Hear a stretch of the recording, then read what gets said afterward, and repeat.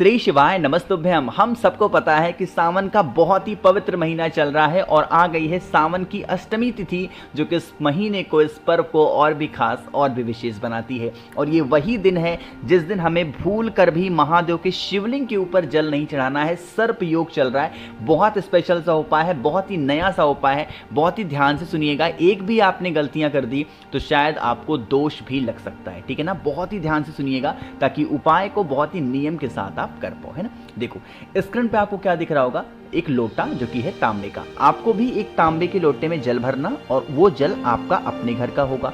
अगर आपके घर में गंगा जल हो तब तो डाल देना, गंगा जल नहीं है तो कोई दिक्कत नहीं है। सादा जल लेकर के पहुंच जाना महादेव के शिवलिंग के पास में। आप कहोगे भैया आपने तो कहा है कि जल नहीं चढ़ाना चाहिए, सर्प योग है। जी हाँ, महादेव के शिवलिंग के ऊपर इस उपाय में जल नहीं चढ़ाना है। बाकी आप कोई और उपाय करो, जैसे 2 लोटे वाला उपाय कर रहे हो, 108 वाला उपाय कर रहे हो, तो वहां पे जल चढ़ा सकते हो। बट ये जो उपाय मैं बता रहा हूं, इस उपाय में जल नहीं चढ़ाना, समझ लो। अब वो देखो, उस तांबे के लोटे को लेके पहुंच जाना महादेव के शिवलिंग के पास में।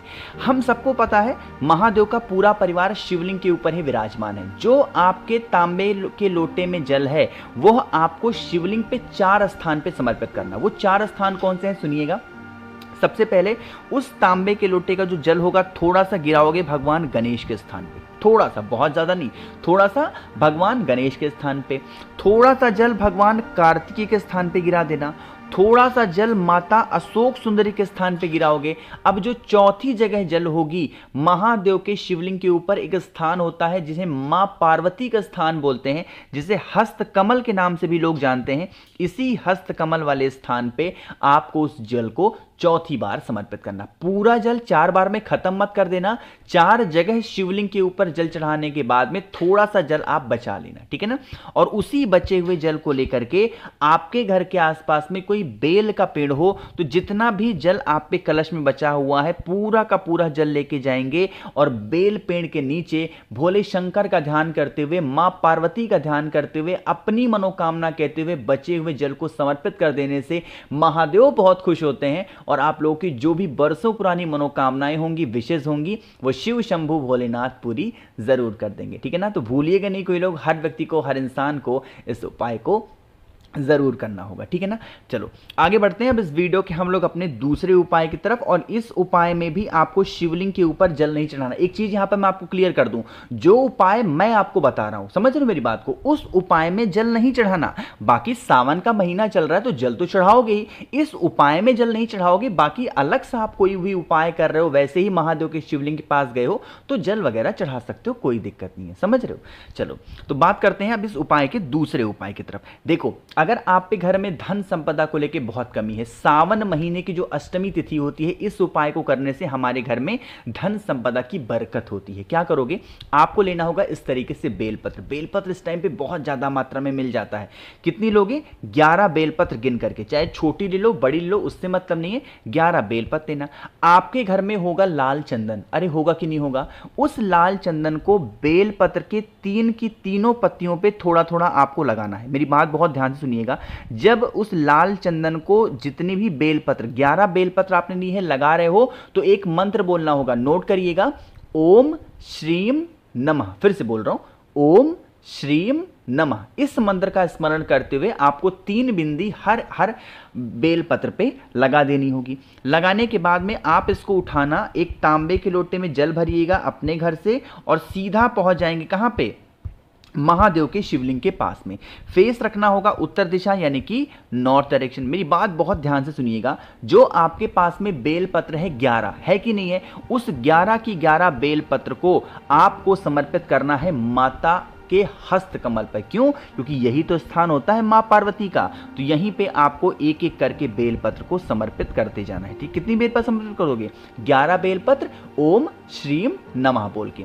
चढ़ाने के बाद में जो आपके पास में तांबे के लोटे में जल है, उस जल को इसी बेलपत्र के स्थान पे समर्पित करते करते और यहीं पे गोल गोल आपको समर्पित करना है। महादेव के शिवलिंग के ठीक ऊपर जल को समर्पित नहीं करना। जब जल को चढ़ा रहे हो तो मां लक्ष्मी से प्रार्थना करेंगे, देवी माँ से विनती करेंगे, हे माँ हमारे घर में धन को लेके बहुत कमी है, हम लोग बहुत परेशान हैं, कर्ज हमारे बढ़ते जा रहे हैं, आप कुछ भी ऐसा करें जिससे हमारे घर में धन संपदा हमेशा बनी रहे। अपने अकॉर्डिंग जैसे भी करना चाहते हो, जैसे भी बताना चाहते हो आप कर लेना। और उसके बाद में इन 11 बेलपत्र में से कोई भी एक बेलपत्र उठा करके अपने घर की तिजोरी में ले जाके रख देना। कभी भी धन धान्य की कमी आपके घर में नहीं हो सकती। स्पेशल सा प्यारा सा उपाय था, करके देखिएगा। तो 2 उपाय की तो हमने बात कर ली है।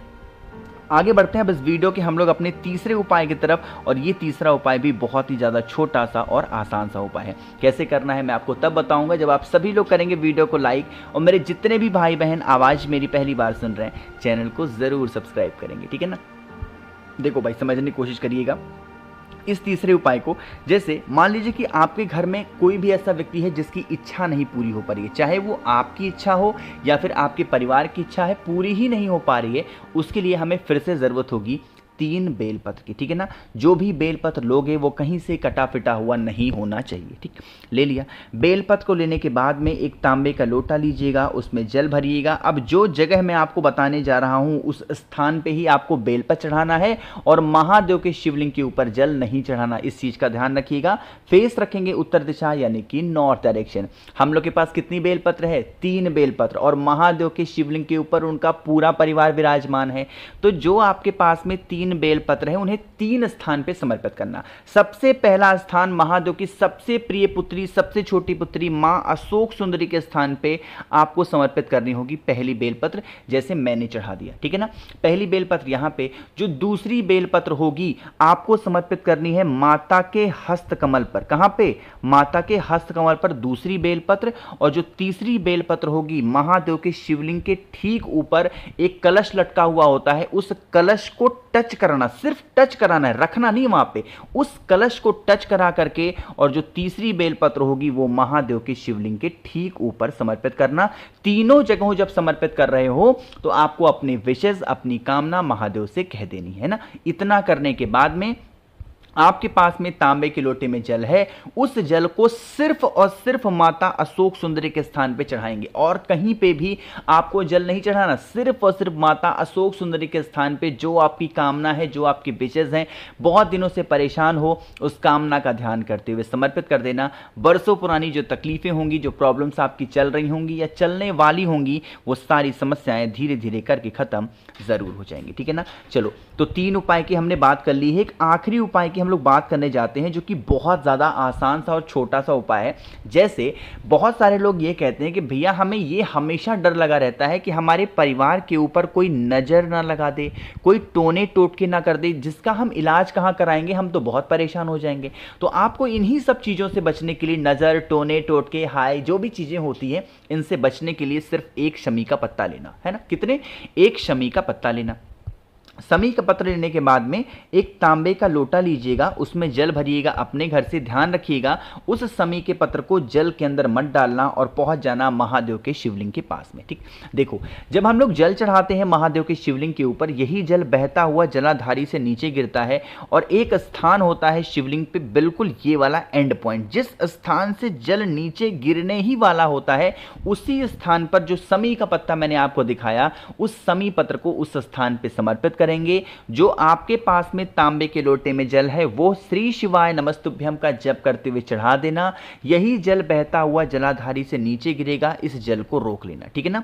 जल को रोकने के साथ साथ जो शमी का पत्ता आपने समर्पित किया है, उस शमी के पत्र को भी उठा करके अपने घर लेकर के जाना और आपके ही घर के पास में, घर के बाहर मेन गेट के पास में, घर के बाहर कहीं पे मिट्टी हो, उस मिट्टी को हल्का सा खोद करके उस मिट्टी के अंदर शमी के पत्ते को दबा देना और जो जल आप रोक करके लाए हो पूरे घर में छिड़काव कर देना। कोई भी व्यक्ति आप पे घर के किसी भी सदस्य को नजर, टोने टोटके, हाय नहीं लगा सकता। उसकी जो भी प्रॉब्लम होगी, जो भी समस्याएं होंगी, वो धीरे धीरे करके खत्म जरूर हो जाएंगे, ठीक है ना। करके देखिएगा, बहुत ही छोटा सा उपाय था। मैंने कोशिश की आप सभी को सारे उपाय बहुत ही विस्तार से अच्छे से समझाने की। तो वीडियो पसंद आई हो तो लाइक करिएगा। कुछ पूछना है, नहीं समझ में, बिल्कुल परेशान ना हो,